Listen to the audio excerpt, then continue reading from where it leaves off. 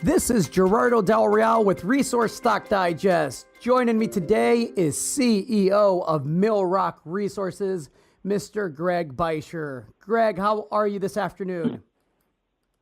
Doing well, Gerardo. Everything's running at full steam here at Millrock.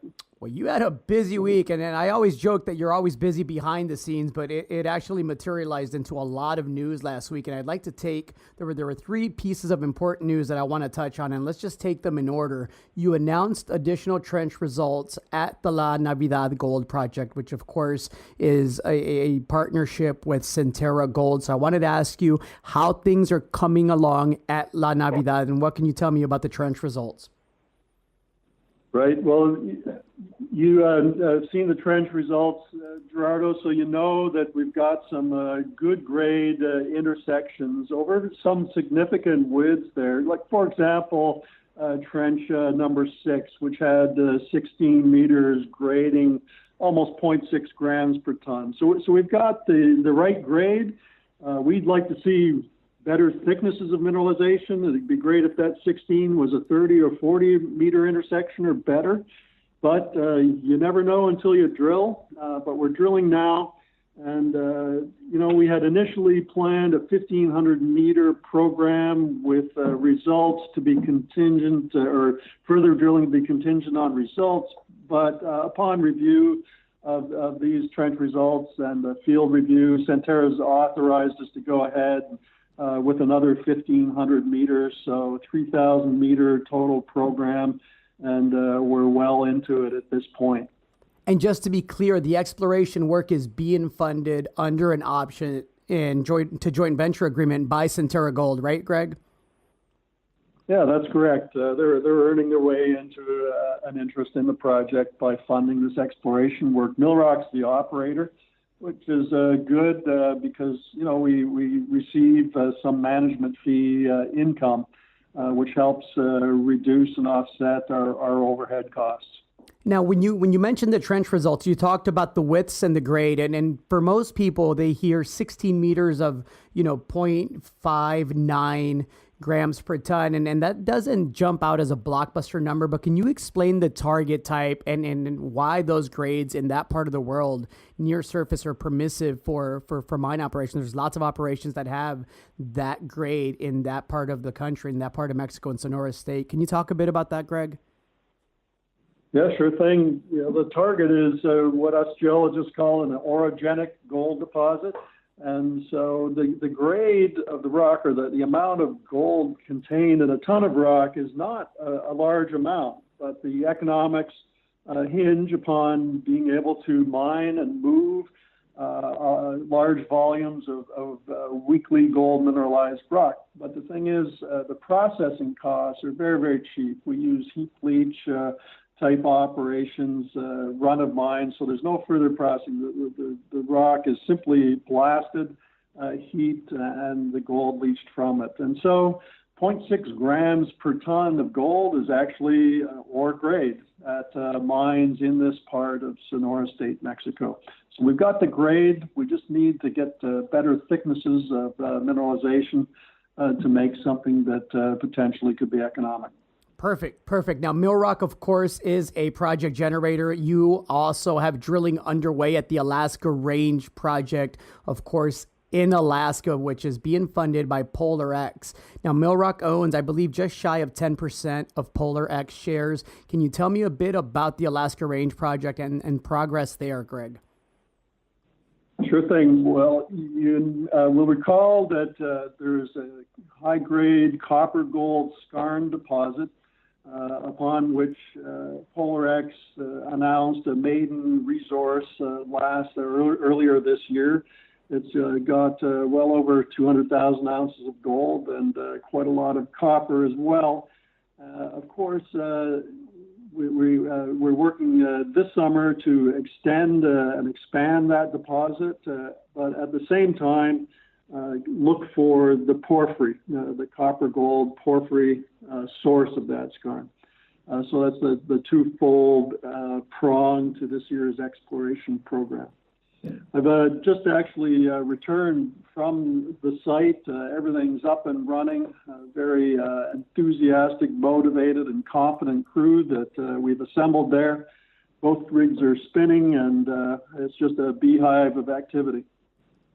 Excellent, excellent. Now, switching gears, and this one caught me off guard a bit. You announced the staking of a lithium brine project and the sale of claims in New Mexico. Give me some details, Greg, because I know lithium is not a commodity that's been on Millrock's radar in the past. No, it's not. But we were presented with this opportunity target. It all made sense, and so we went for it with very low risk to Millrock's treasury. Lithium brine projects are being pursued heavily by lithium developers and explorers in Nevada. This project was presented to us by a geologist knowledgeable in lithium. It checked all the boxes. I wouldn't say that Millrock's highly knowledgeable about lithium, but we conferred with an expert and we found that the project had all the right parameters. No one's ever looked for lithium at this location before, but it's got all the earmarks of all the geologic earmarks that one looks for and that are in high demand in Nevada. So why not New Mexico? We're already familiar with New Mexico. We see that as a state that's opened up in the past few years, very open now to mining and mineral development projects. So we saw the opportunity for a few tens of thousands of dollars. We acquired the claims, but immediately turned around and sold them for more than we paid for them. We've become a 20% owner of Jinda Corporation, and we will be entitled to a 3% gross smelter royalty in the event that there ever is lithium produced from the project. And in the meantime, the incoming auctioneer, Jinda, assumed the obligations of the finder's agreement that we made with the geologist that brought the project to our attention to begin with. So very low risk for us, but some upside for Millrock shareholders. Fantastic, fantastic. Well, Greg, busy on many, many fronts. What can we expect over the next couple of months? Obviously, assays from La Navidad are important. We're looking at exactly and seeing what comes back there. What else can we look forward to? I imagine you have your finger on the pulse on possible deals. Yes, our team's been working really hard to find partners for our other Mexico projects. There's been a long list of companies doing site visits. I'm sure that something will materialize from some of them. Same thing here in Alaska. There's more drill targets emerging out of some of our Centerra-funded exploration projects outside of Navidad. And finally, in British Columbia, it looks like our deal with Sojourn Exploration may be advancing. And so everything seems to be falling into place. It's taken a while over the last few months, and you're right, we've been busy behind the scenes, but it's all hands on deck right now, drilling flat out, and probably will be for the rest of the year. Lots of catalysts for the Millrock shareholder. Well, I know it's a tough market in the junior space right now, but I got to say, Greg, you and the team are doing everything right to position shareholders for a better market. And I know when that turns, it'll be satisfying to be running, full steam ahead. So congrats on that front.